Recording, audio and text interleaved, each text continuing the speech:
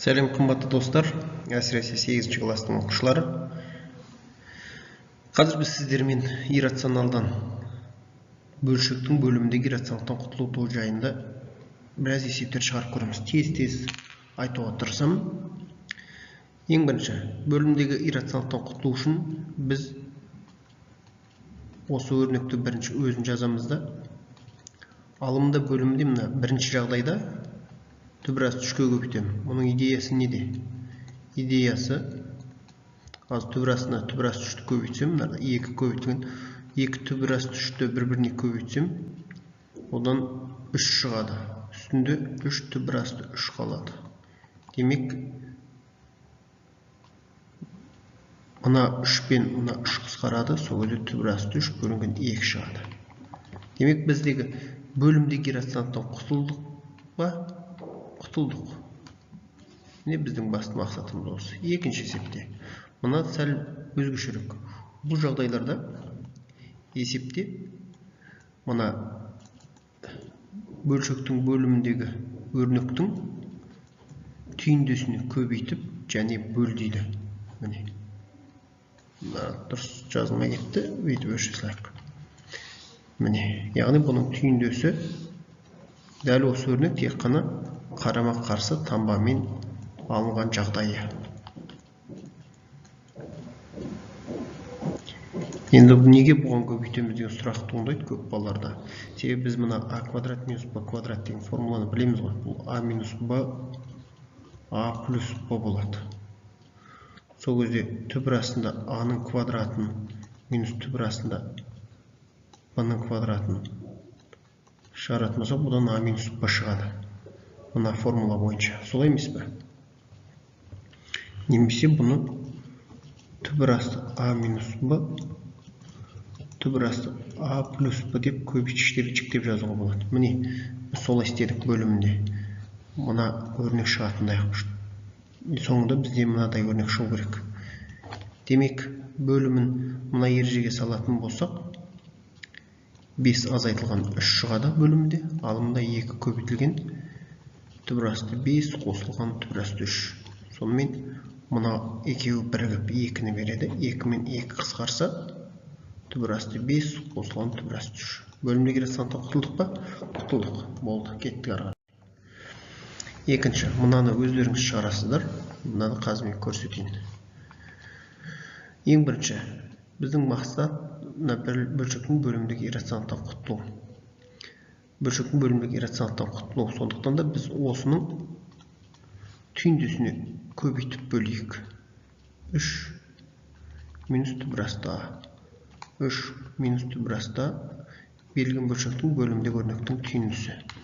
Ал үстін соғалып қалдырақ 3 түбірасты а плюс а тең. Енді мына бөлімінен өздеріңіз көріп тұрғандай 3 минус а шығады. Ең бастысы біз иррационалдан құтылдық. Жаңағы ереже бойынша. Немесе кәдімгідей өзіңіз бүйтіп көбейтіп көріңіз, көпмүшеге көбейтіп беріп 3-ті 3-ке көбейтеміз. 3-ті түбірасты 6-ға көбейтеміз деп. Енді мына үстіне қарап тұратын болсақ, мына 3 пен 3-тің көбейтіндісі 27. Азайтылған, мынарды а екен ғой.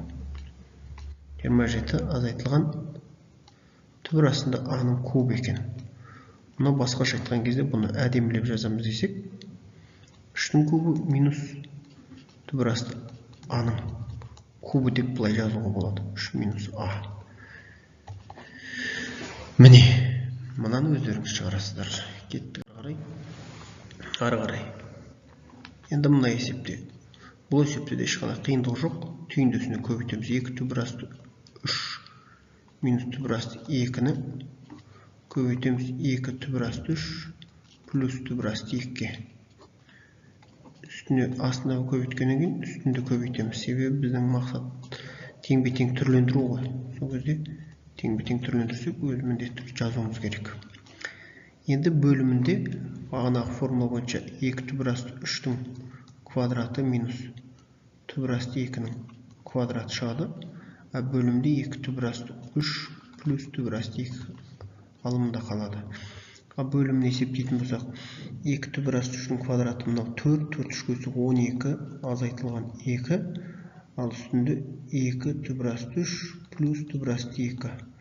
Енді оларға 12-ден 2-ні алсақ, 10. 2 түбір асты 3 плюс түбір асты 2. Бізге бөлімдегі иррационалдықтан құтыл деді ғой. Біздің мақсатымыз сол, қалған өрнектер.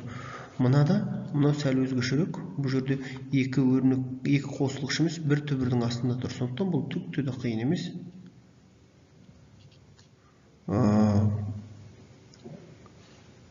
Бұл түкте де қиын емес. Бұл жерде тура осы өрнектің өзіне көбейтем. Алымды бөлімінде. Ол жерде ешқандай плюсіне көбейтіп, түйіндесіне көбейтіп қателесіп жүрмейік. Себебі біздің идея не?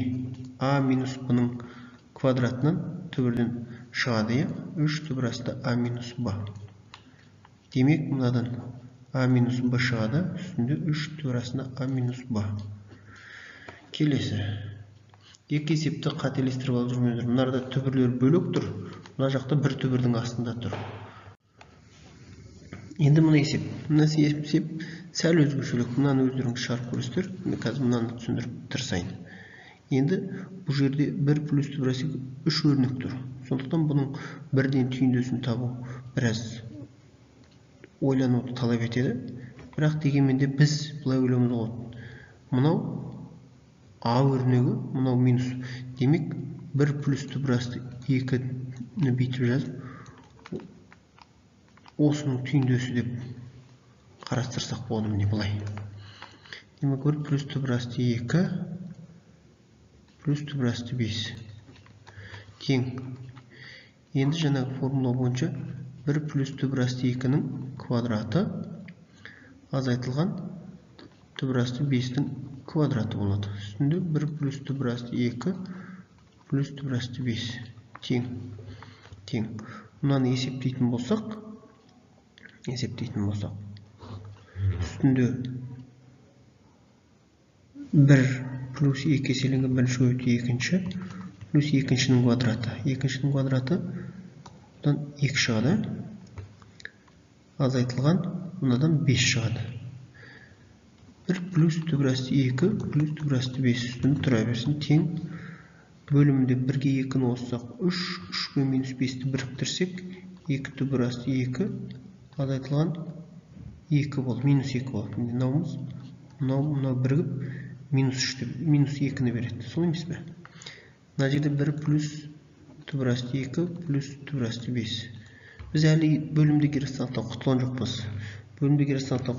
Және 2 мынаны бүйтіп жазып алайық. 2-ні жақсартына шығарсақ, түбір асты 2 минус 1. Мынау 1 плюс түбір асты 2 плюс түбір асты 5.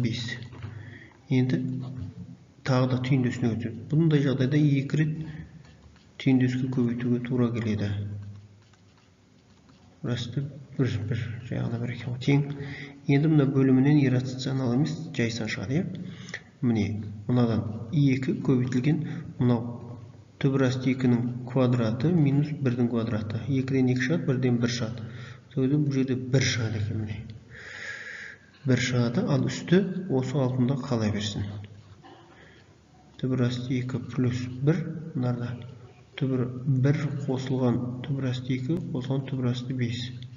Біздің мақсат бөлімдегі иррационалдықтан құтылу еді, құтылдық.